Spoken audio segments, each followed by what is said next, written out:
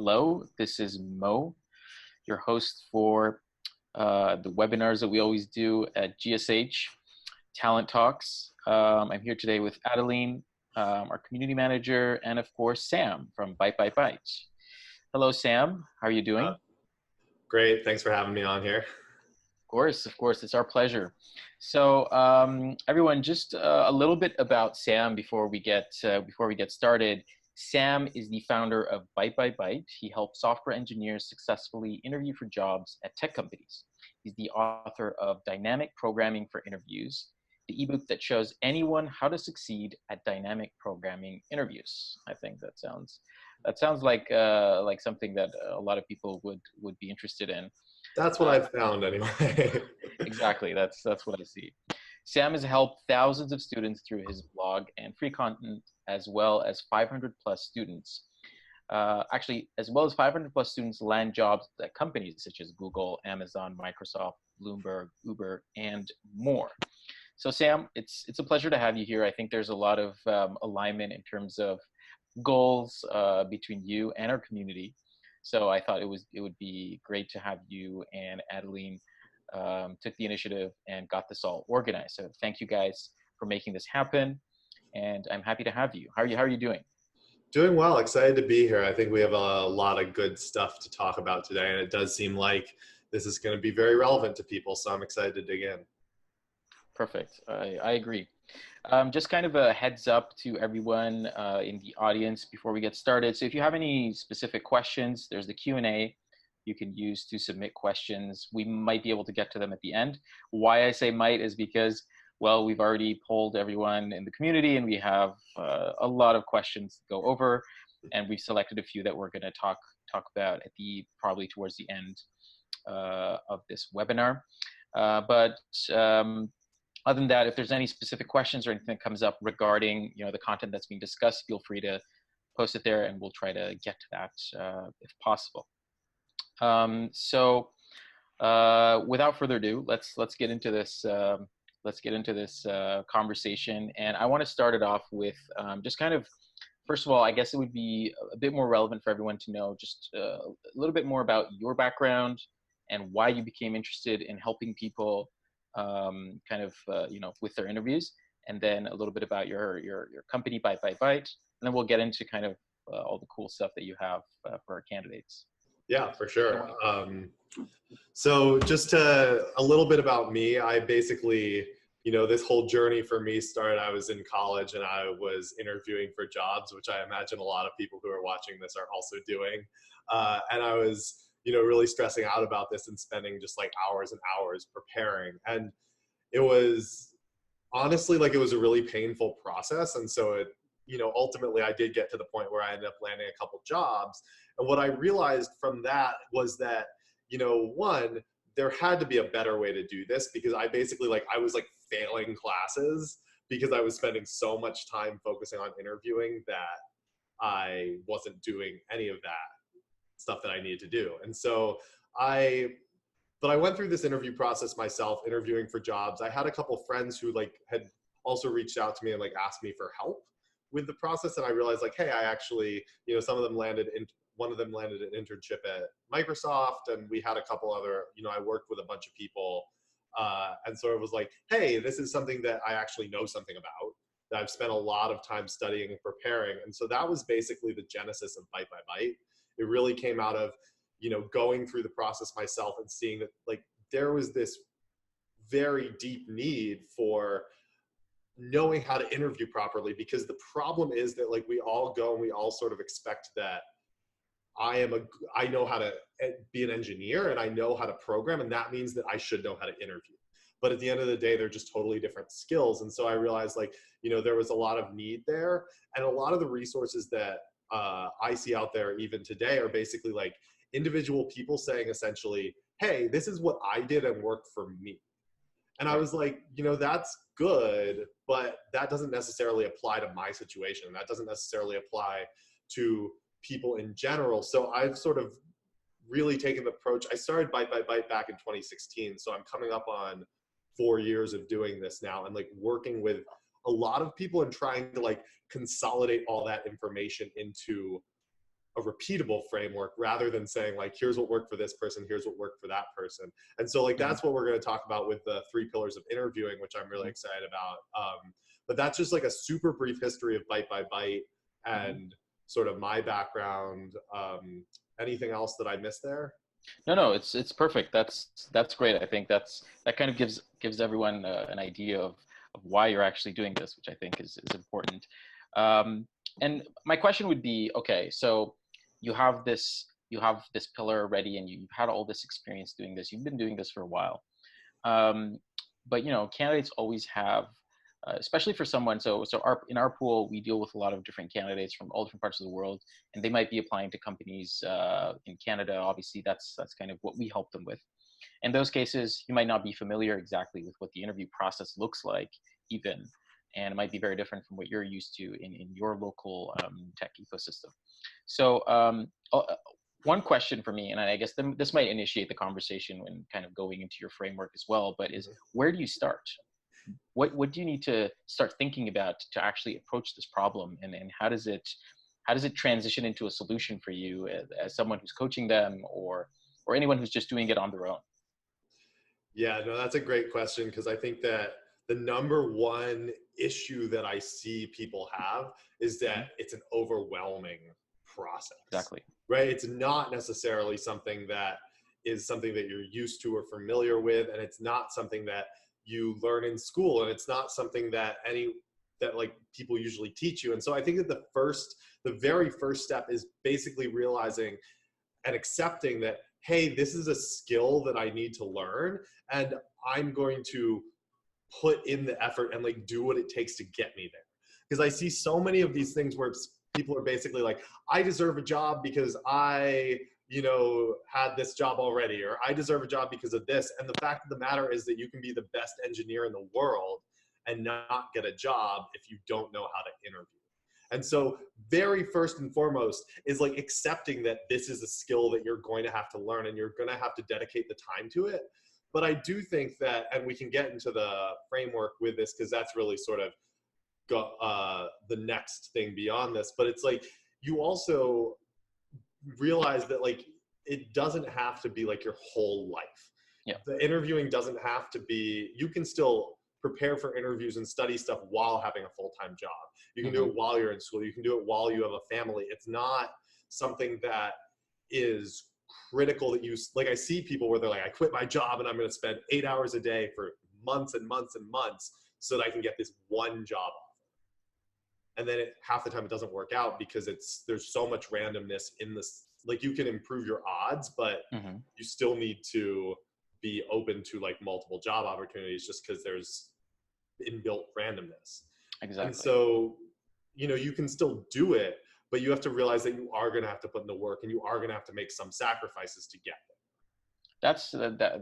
That's a great piece of insight or advice, actually. I think for a lot of people who are kind of embarking upon this journey, sometimes it might feel like there's a lot of work that needs to go into getting the work, which kind of sounds a bit weird for a lot of people. But with such a competitive scene, tech jobs are usually great jobs. They're great companies to work at. They're well paid, and you get the best perks of any job. So that's why even though there's a lot of demand, but companies always look for the best, and there's always competition for who's the best. And of course, that's when something like this kicks in.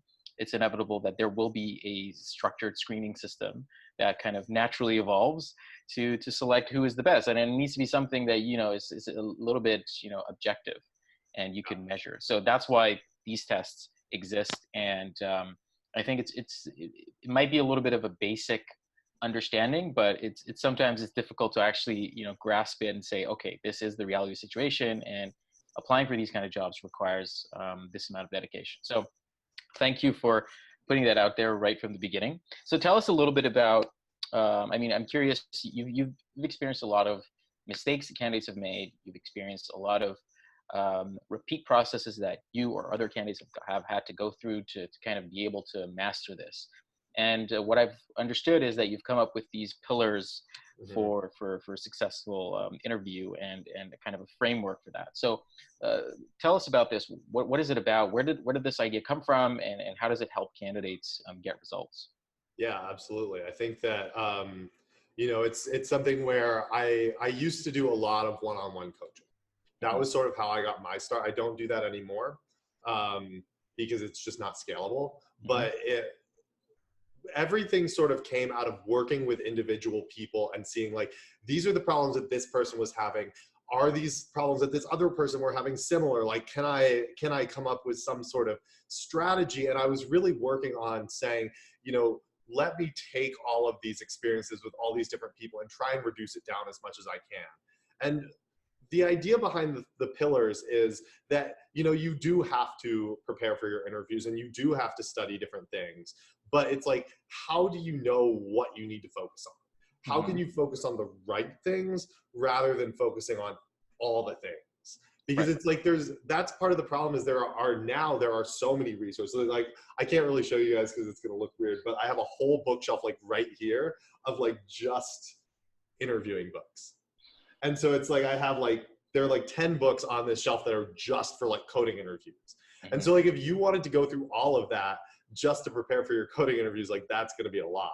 Yeah. And it's not all necessary, because I think part of the problem is that we tend to think about things in a very linear way.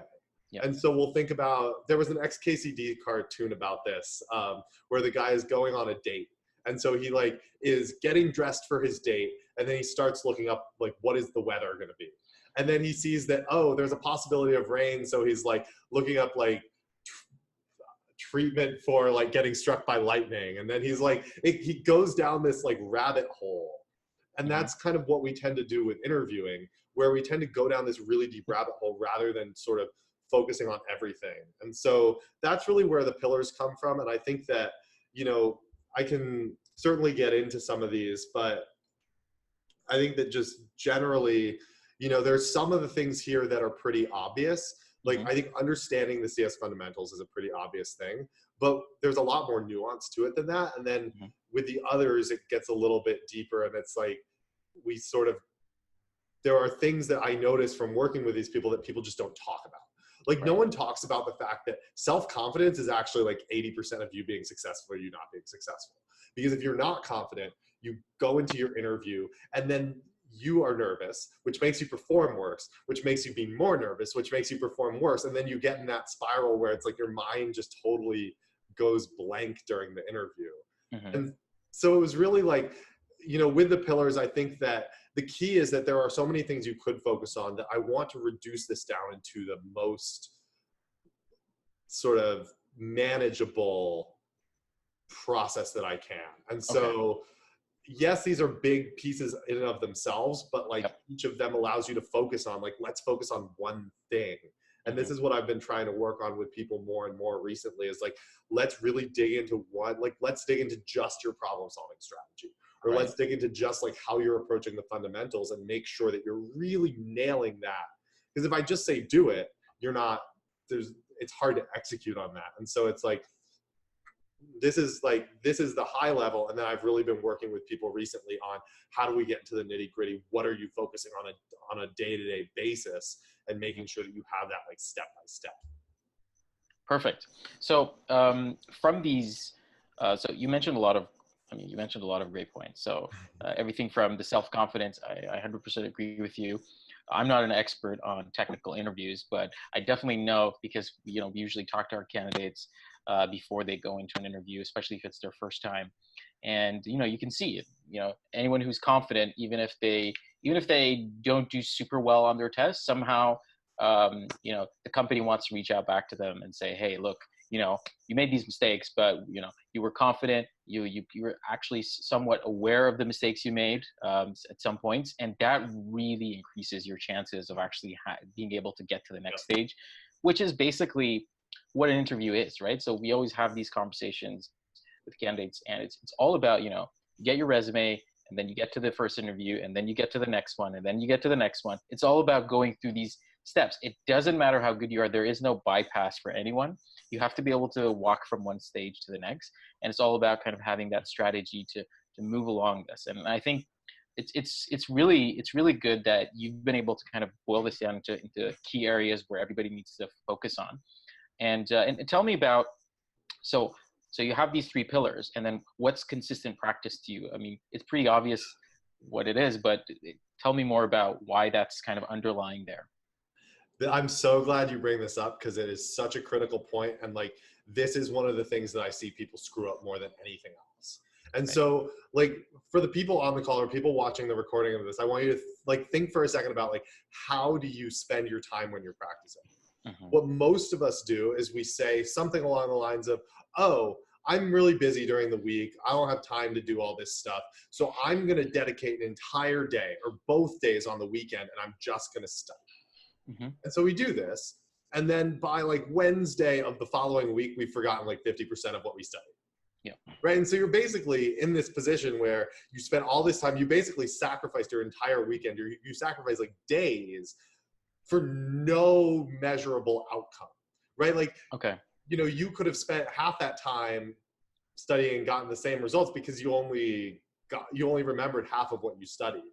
And so Okay. what I think people don't realize is that your brain functions the same way that a muscle does, where you need to give it this repetitive exposure and this repeated exercise to actually make it strong. Like, you wouldn't go to the gym to get like, you wouldn't be trying to get like strong biceps by like doing, I'm going to do like 10,000 bicep curls once a month, right? Like, we all sort of intuitively know that's crazy, but we try and do that with our studying. Mm-hmm. And so with the consistent practice, there are sort of two pieces to this. First of all, you need to be consistent. So what I recommend for people is aim for 30 minutes a day, every day. Figure out like what that minimum is that you're able to do consistently. Maybe it's 5 days a week, but try and do like 30 minutes a day, 5 days a week is 2.5 hours, right? It's not that much time commitment. And it's much easier to find a 30-minute block of time than it is to find a 3-hour block of time or a 2.5-hour block of time if we want it. And you also get way better results because you're continuing to reinforce and you're continuing to build that muscle. So that's the one side of consistent practice. And then the other side is, how do we actually do this from a practical standpoint, which is that it's easy to say, let me start doing this. Let me start training for a marathon. Let me start preparing for my interviews. Let me do whatever it is, and sort of fall off really quickly. Right. Like, there's this thing that I call the consistency spiral, which is basically that you start off really, really strong. I like using the analogy of exercise because I think that it's something that we can all really relate to. It's like January 1st, you're in the gym.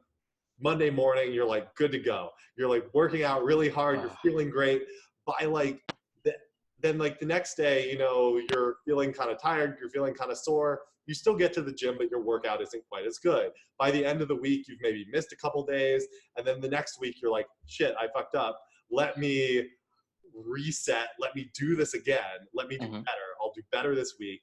It kind of happens, kind of doesn't. And by this point, you're spiraling because you're seeing yourself not hitting your goals. And so you're seeing yourself failing, which then creates this negative momentum, which causes you to then ultimately you give up.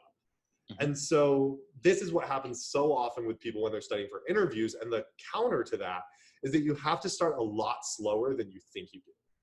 And so what I would encourage people to do is start with like 15 to 30 minutes a day, no more than 30 minutes. Do not let yourself do more than 30 minutes. Like, we're not talking about do at least 30 minutes. We're talking about cut yourself off after 30 minutes and do that for a week. And if you do that consistently for a week, then you add 5 or 10 minutes and you do the same thing. And so you slowly build up this habit rather than starting really, really high and then falling off.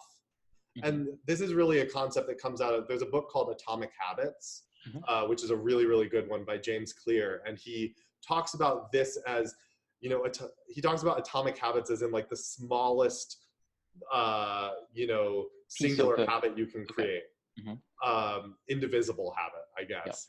And so this is sort of the strategy that he recommends. And so like the most dramatic example of this, and I don't think you need to start this far back, but would be you want to go to the gym. And so you set a goal that for a week, you're going to get up, you're going to put your gym clothes on, you're going to walk out the door, then you're just going to come back home. And like it builds this habit up. It's not, you know, it's a slow process, but what it does is it builds this real habit rather than building this thing that you're constantly relying on your willpower and like forcing yourself to do. And so that's why the consistent practice element is so, so important, because if you're not doing this, if you're not optimizing for like how our brains work, like nobody actually thinks about like, this is how my brain functions, this is how I learn best. They just try and do the thing.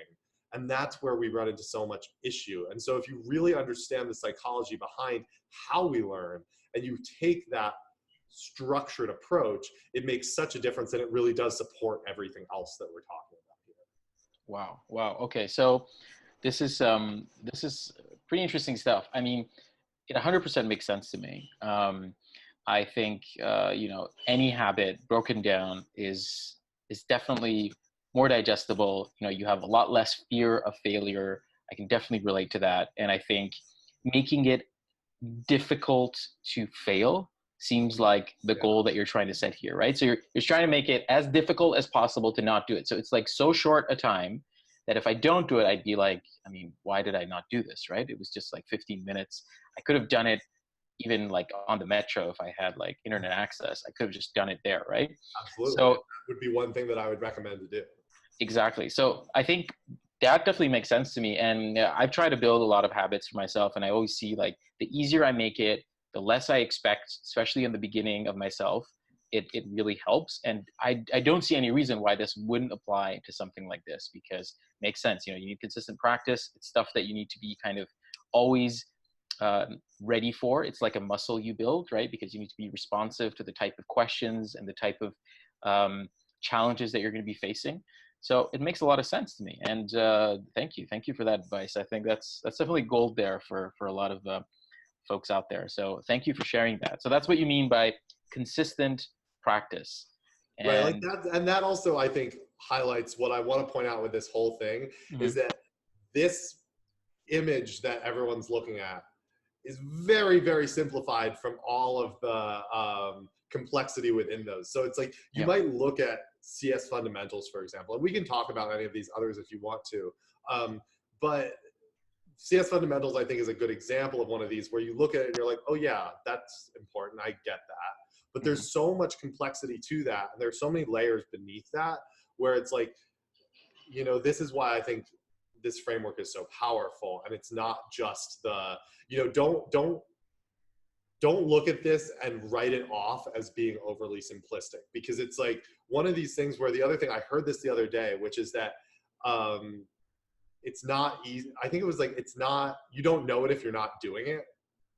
So it's like, even if you read it and you're like, that makes sense. If you're not actively doing it, like if you're not actively practicing consistently, you might be like, oh, that was super obvious. I already knew all that stuff. But if you're not doing it, you don't know.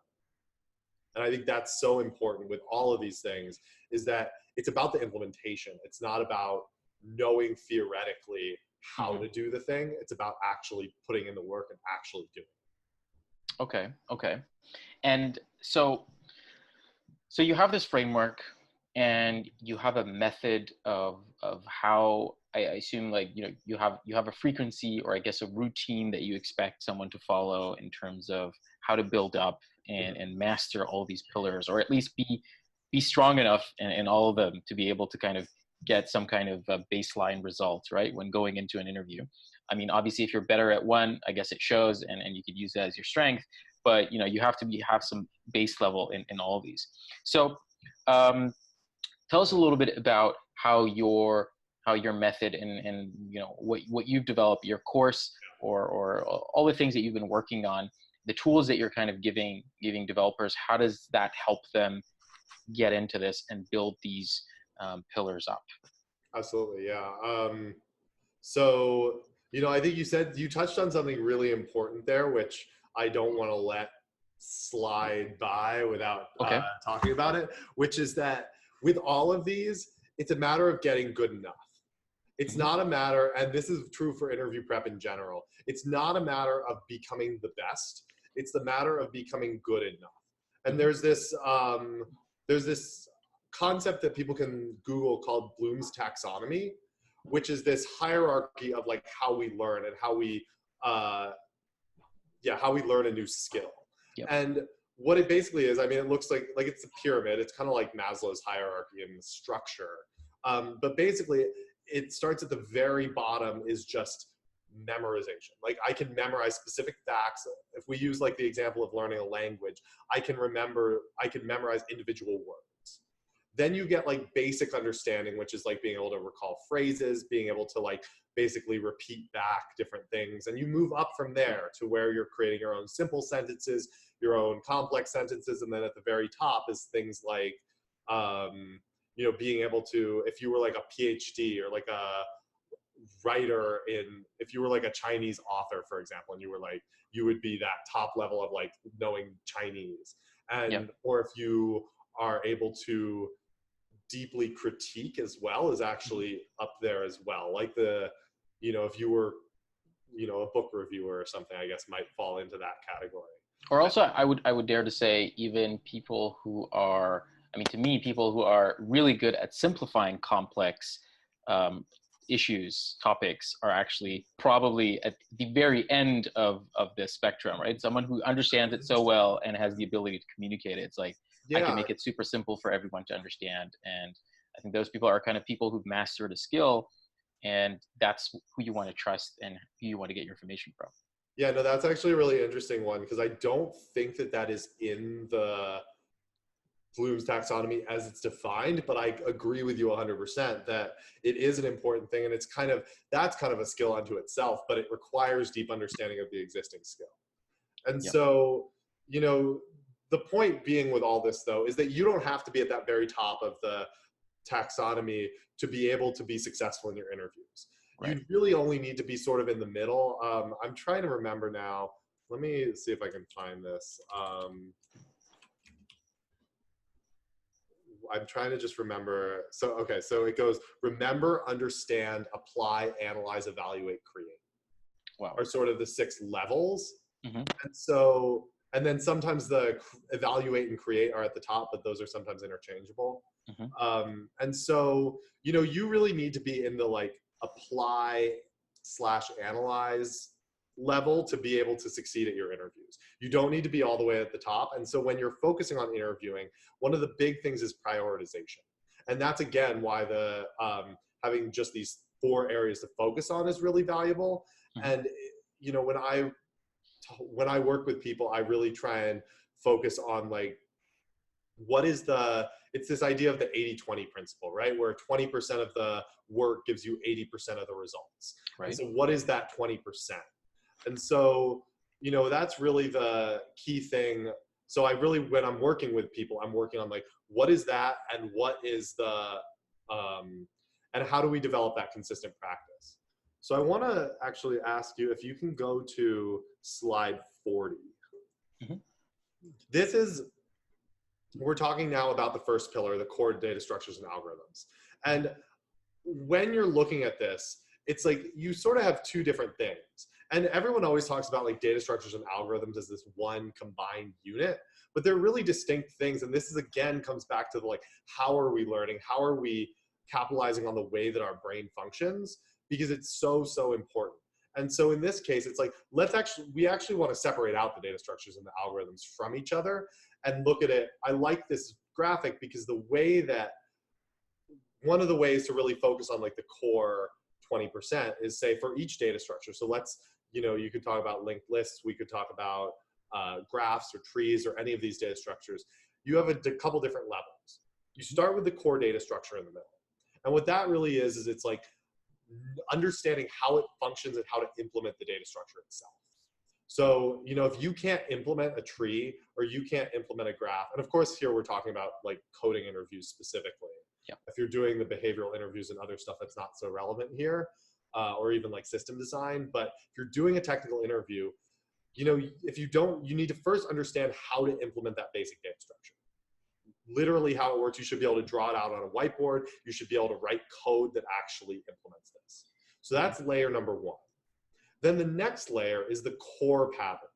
And so what that really is if you think about, like the standard implementation in your preferred programming language, what are those functions that are built in? Mm-hmm. What are those core functions? What are those core things? So, to use the example of a linked list, some of the things that you might want to be able to do are insert a node into a linked list, remove a node from a linked list, reverse a linked list, swap two nodes in a linked list. These are the sort of basic things. Count the, iterate over a list and find the length of a list. All these things are those core patterns that if you know those, then those basically allow you to do most everything else. So once you understand those core patterns, then the outer layer, we have these compound algorithms where we're taking the data structures we know, we're taking those core patterns, and we're just combining them. And that's where most of the interview questions that we would get asked are going to lie. So like, for example, if I asked someone to print a linked list out in reverse order, it's super easy to do. We know how to reverse a linked list. We know how to print a linked list. We just write a function that combines those two together, and that solves the problem. Yeah. And so this is how, when we're thinking about it from a structural specific standpoint, like this is how you want to think about that. And then the other thing that I really work on with people, and that with the courses that I teach specifically, one of the big things that I do is I give them like daily exercises. So I really break it down into, rather than saying, you figure out what you need to focus on, we actually get super granular and say, day by day, here are different exercises. And I've really tried to break them down so that they hit on those different pillars, and that they're, if I tell you just practice your data structures and algorithms, that's a very broad ask of me. And that's a very hard thing to do. You have to spend a lot of time thinking about what that means. But I've really worked on like breaking this down to super granular, like step by step. And so that's, I think that answers your question, but I'm happy to go deeper on anything specific. No, absolutely. There's a lot of stuff to talk about, right? There's so much to cover, and obviously in this session we won't be able to do all that. I just want to kind of create that curiosity for everyone, and create that awareness of, okay, what is it that we don't know, right? What is it that we should be thinking about, and maybe we're not focusing enough attention on. We're kind of aware of it. We know these are the things that we should be working on, but how important are they, and where do we start? That's always my main question, right? When you want to learn something new, you're like, where do I start from? I think that's what the goal of this session is. And obviously we won't be able to cover everything. But that was amazing. Thank you. You kind of gave us a little bit of the kind of bigger picture of what you should be focused on. What is that 20% that's going to get you that 80% result, and how you should go about, looking at coming to a solution of reaching that point, which is kind of those continued practice, a continuous practice methodology, doing small bites every day, smarting from something really small. So I'm trying to just extract nuggets from you here, some free bits to just give everyone.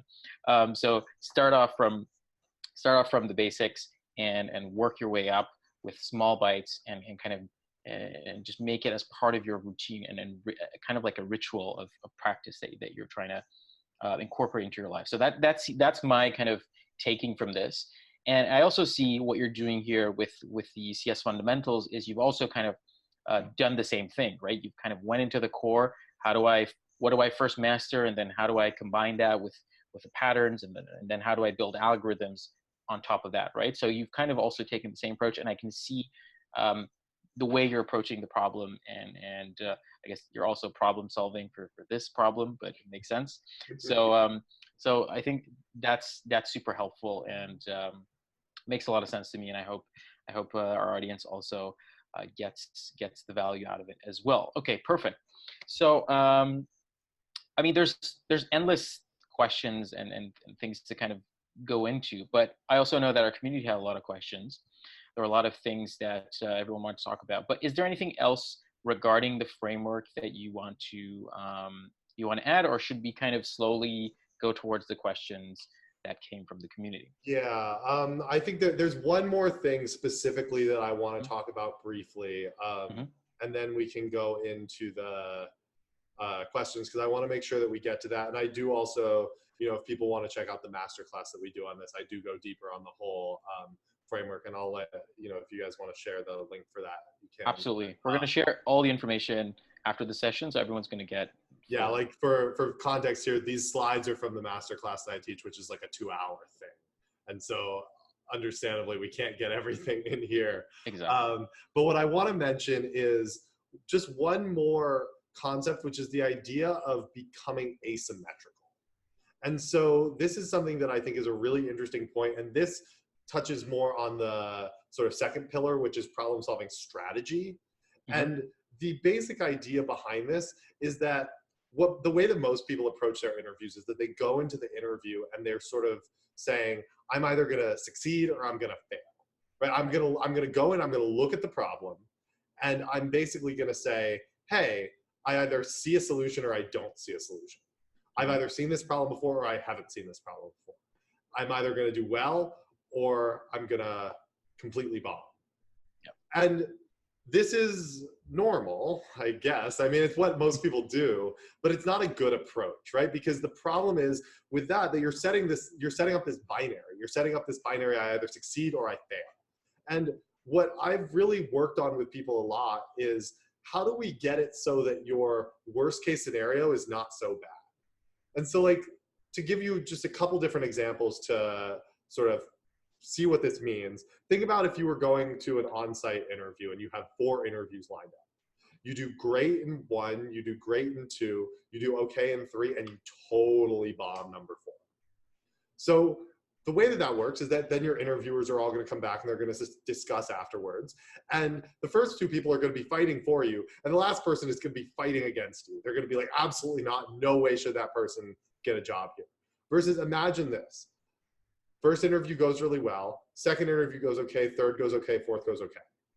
Now you have one person that's fighting for you. Everyone else is like, yeah, sure, whatever. He wasn't terrible.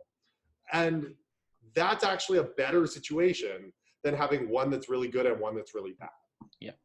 And so the way that you sort of approach this is really by focusing on having a strategy, having a repeatable strategy. One just like super quick, because I want to get to the Q&A and we don't really have time to go through all the strategy stuff, unfortunately. But one strategy that I really like is taking the problem and breaking it into smaller problems. So it's kind of the reverse of what I talked about here with the core patterns and the compound algorithms, is do the reverse of that. Say, how do I take this whole problem and break it into these core patterns and solve for those individual patterns and then combine it together? And I think that's a super helpful thing to keep in mind.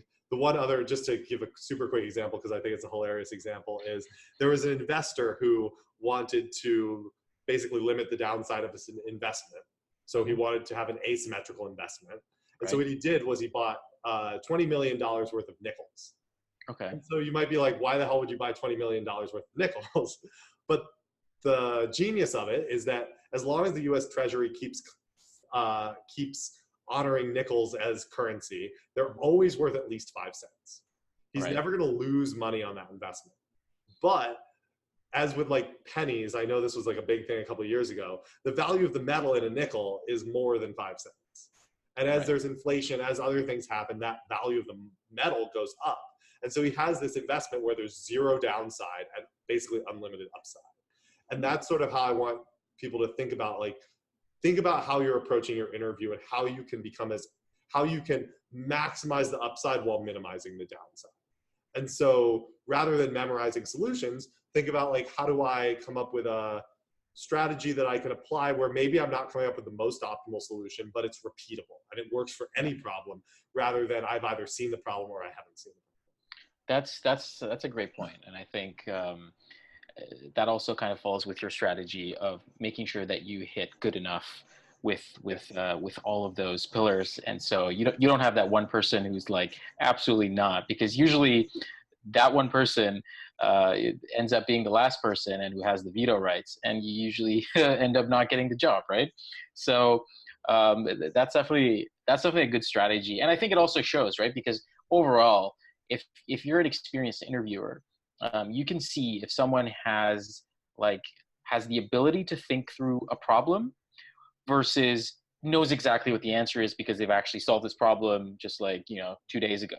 So that's pretty clear to see for someone who's repeatedly seen people solve the same problem, like maybe 10, 20, or 50 times. It's pretty clear for them to spot that. So I think you definitely want to be on the side where you know your stuff and you know how to solve any problem. I think that is definitely worth the investment. So thank you there. Another great piece of advice there.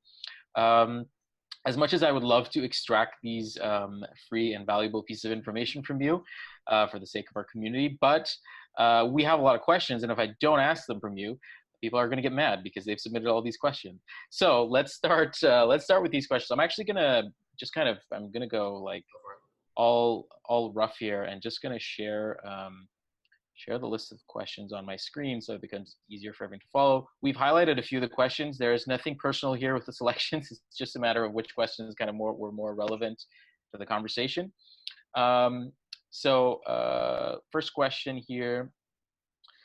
Do you judge candidates by technical knowledge only, or do you have other parameters too, like language, behavior, etc.? I think that's a very interesting question. So how would you respond to that? Yeah.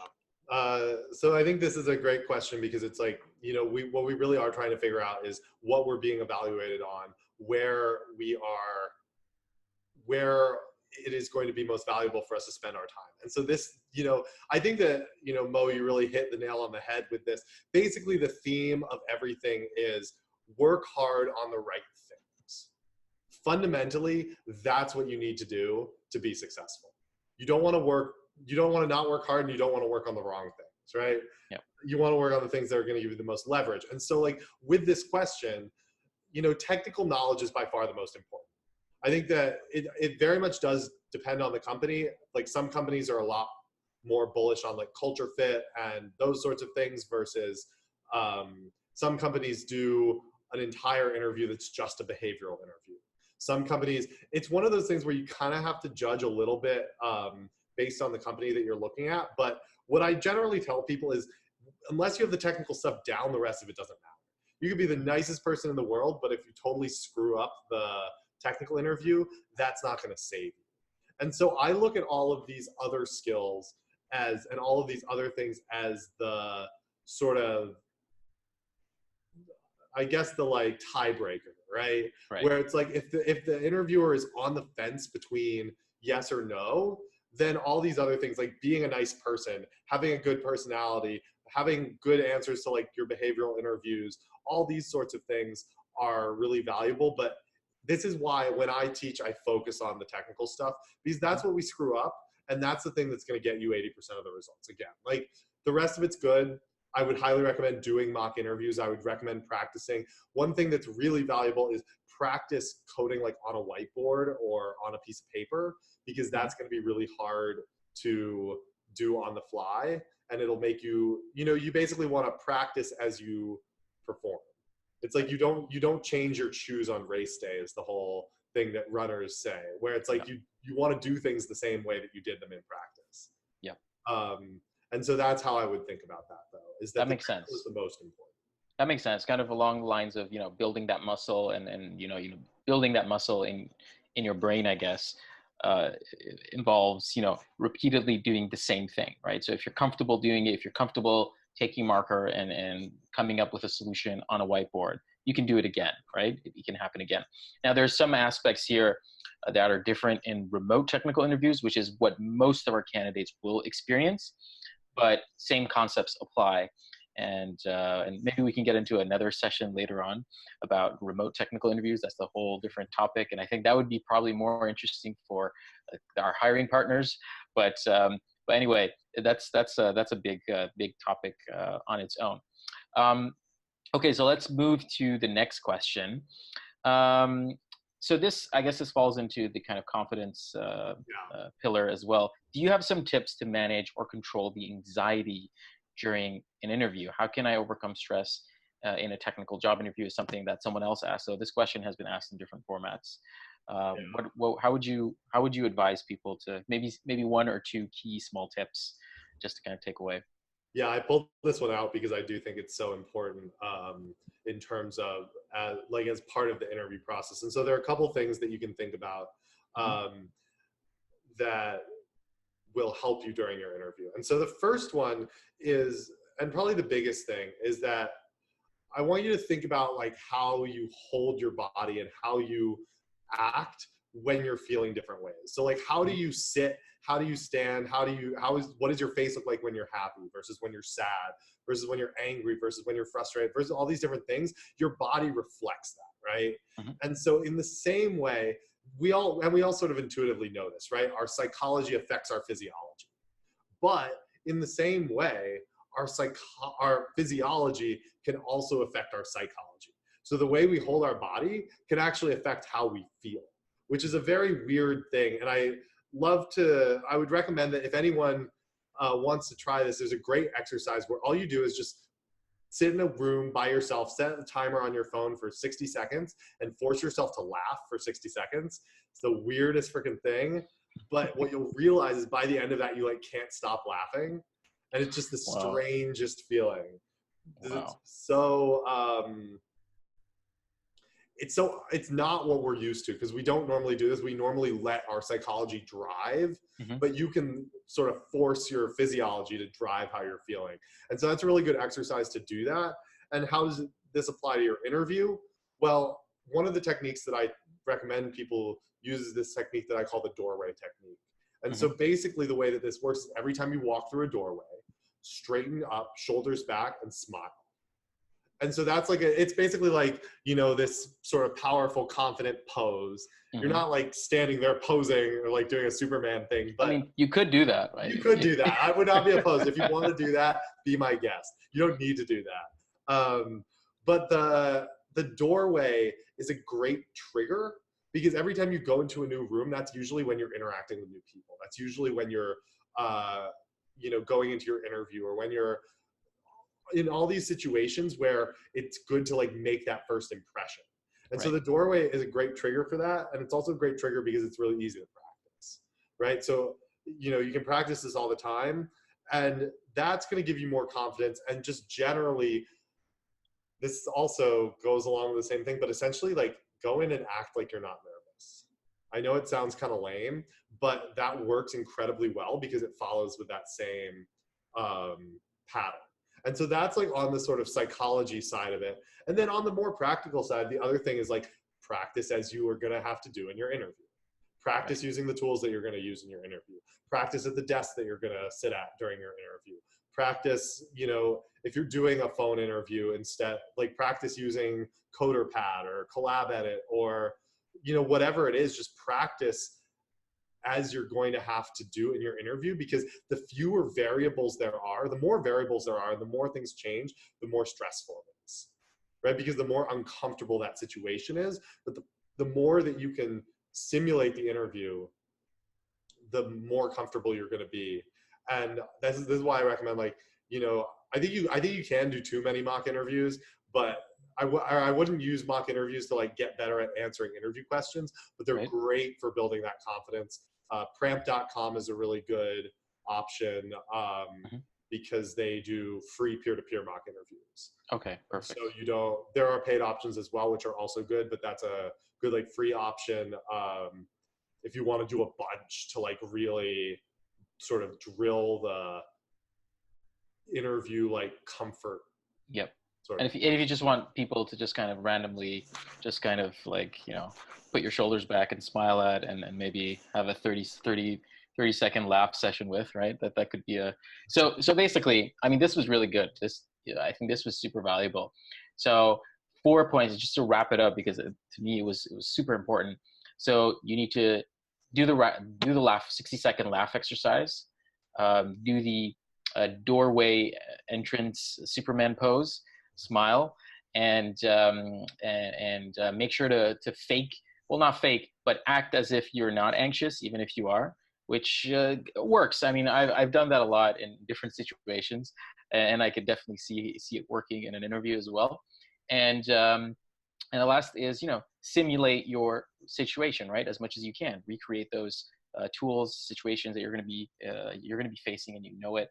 And that definitely makes a lot of sense. And thank you. Fifth was Pramp.com, I think you said.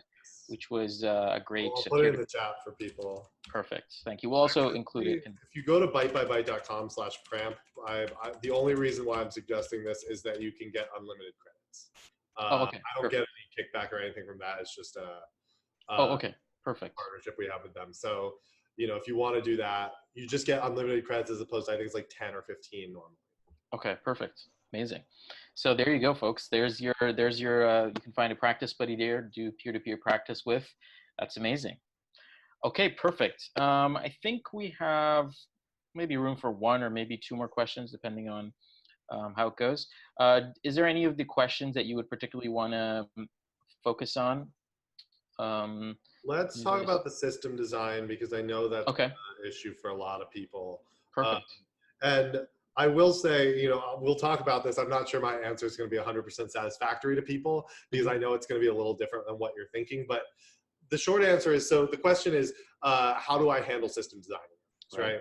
And so just for context here, system design interview, basically, it's a pretty vague umbrella term that's asking us something along the lines of come in and design at do a higher level design for some tool or product to do X. So like we might want to create a messenger bot. We might want to create like tinyURL is a super popular one. I think a really good place to start with this is there are a lot of examples of like, approaches to system design problems out there, but generally speaking, and that's a good place to start if you're like feeling nervous about it. But generally speaking, the thing with system design is that it's very dependent on your pre-existing knowledge, right? Unlike technical interviews are much more something that you can like learn and get good at than system design is. I'm not saying you can't practice system design, you can't get better. It's the same as everything else, where it's like you practice under the situation. I think Pramp has practiced system design interviews as well. So practicing it is really good, but it really comes down to, you're not going to learn like new technologies for your interview. You're not going to learn them well enough to really be able to talk about them at a deep level. What you're going to be looking at in a system design interview is really taking your existing knowledge, taking the technologies that you're already familiar with and saying, how do I take these and create what they're asking me for? So there may be trade-offs, like you may be a SQL, person, and it would have been better to use a NoSQL database. So it's good to understand the trade-offs between the two, but there's not, with all these things, there's not like a right or wrong way to do it. And so it's much more about your thought process and your logic than it is about having specific knowledge. And so with the system design interviews, my best advice for people on this is really, for one, actually take an inventory of like, what technologies am I familiar with? What technologies do I already know? What are there any like specific like common things with those technologies that I should like bone up on because it's been a while, sort of thing? Are there competing technologies that I should know the trade-offs of? So like if I'm a SQL person, I should know the trade-offs between that and a NoSQL database, even if I'm not going to do something with NoSQL. And so this is sort of the way that I would think about it. Take that inventory. And then there are a lot of good, there's also, if you search for hired in tech system design, they have a free course as well. So there are a lot of pretty good resources out there, but I would encourage people with the system design. And the reason why I want to talk about this is basically to say, don't worry about system design so much. But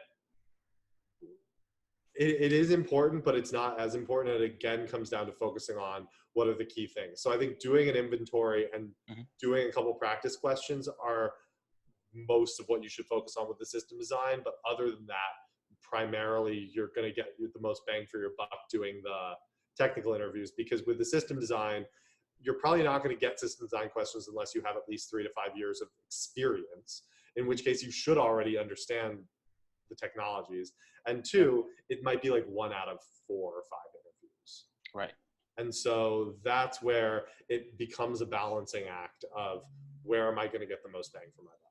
And the other point that you mentioned, which was interesting for me, was it's better, if I understood you correctly, it's better to stick to the tools that you're already familiar with, even if you feel like your tool belt is too limited or too not the right tool to solve this problem or this challenge, it's better to stick with that and show that you are competent in using the tools that you are already familiar with and you've worked with. That shows that you have the capacity for mastery and becoming good in learning. And so, you can obviously say, I haven't worked with NoSQL databases, but it would definitely be a better choice for this problem from what I understand. Or you could just throw it out there, right? And just say, you could also approach it with something like that. And it's like just being honest about like, what do I know? What am I good at? You're really showing that, you can solve the problem. Yep. Even if it's not and like the one thing I would also say is like, if there are obvious gaps in your knowledge, you might want to learn a technology so that you can fill in that gap. Like if you don't have any experience with any databases, you should probably learn something. Yep. But you shouldn't be you should be taking what you already know and supplementing rather than trying to learn all this new stuff. And that's really where the key differentiator is. Makes a lot of sense. Amazing. Let's see if we have room for one last question. So which one would you like to cover? Were there any that I feel like we've kind of covered all these already? Were there any that people on the call had asked? Okay, that's a good idea. Let's check those. So, I mean, a great one that Odie has asked, do you have any links, books, or materials for learning algorithms, data structures to improve one's computer science fundamentals? So maybe give us some advice there. What would you suggest? I think that's definitely... There is a great... actually, the course that I took as an undergrad, there's at Princeton, there are 2 courses that you could go through on that are like open courseware courses. I think they're on Coursera. Okay. It's Computer Science 126 and 226. There's the first one is Intro to Computer Science, which is a little bit basic, but covers like maybe 50% of the data structures and algorithms. And then 226 is the like data structures and algorithms class, which also doesn't cover everything, but sort of covers the other half. And so those are really good. And with those, what I would recommend with those is buy or rent a copy of the textbook and follow along. You can get all of the assignments and everything. If you just Google the course, they're all listed publicly on the Princeton website. So that's a really good place to sort of go through all that stuff. And by going through, the other thing I'll say about that, which I really like about that particular one, is that they're really fun assignments. Like they're actually interesting things that allow you to apply the stuff that you're learning, but also do something interesting. Like, you do like an n-body simulation where it's like the planets orbiting around the sun, where it's actually like you do a little animation thing. You do, I'm trying to think what else. They have a lot of that's the other big thing is they do a lot of like visualizations and stuff, which they have a lot of really simplistic libraries that allow you to do it. So you can do that stuff in Java without having to worry about all the overhead, all the other stuff. It's just like you can focus on the part that you actually need to practice, which is the cool thing with that. I'm trying to think. I know that like, I have this and I don't know, I've not really gone through it. So I'm not sure. I know a lot of people talk about this as a resource, but it's not, I can't really vouch for it necessarily. And I'm just looking at what else I have here. The other, Cracking the Coding Interview is also a really good resource for like, what are the things that you should be focusing on? It's not going to teach you how to do them, but it'll teach you it'll show you like what you need to go deeper on, what you need to find other resources for, essentially. Yeah. Perfect. So we're going to include these suggestions, of course, in a follow-up email to all the attendees, coding interview as well. Perfect. So I think we've covered, we've kind of done, so Akeem also asked any resources on problem solving and strategy. If you have any. Yeah, let me link to, actually, let me just share this with you because I think this is a good place for people to go. We have a pretty detailed page on our site that covers a lot of that, sort of shares a lot of the core stuff that we've talked about, and has a lot of it's a good place that sort of summarizes a lot of our best resources at Byte-by-Byte. That's like all of our like free stuff. So, you know, that would be a good place for people to check out. It's all just, you know, you don't need to put in your email or anything. It's just a page on our site, but you can sort of find everything in one place. And so we do have, there is an article that sort of touches on that in there. I do also cover it more in the masterclass if you do want to sign up for that. We go deeper on all of the stuff that we sort of talked about with the 3 pillars. Perfect. Well, unfortunately, we are at the end of our time, but it was amazing talking to you, Sam. Yeah, thanks for having me. This was super fun. Thanks everyone for coming. Thank you everyone for participating.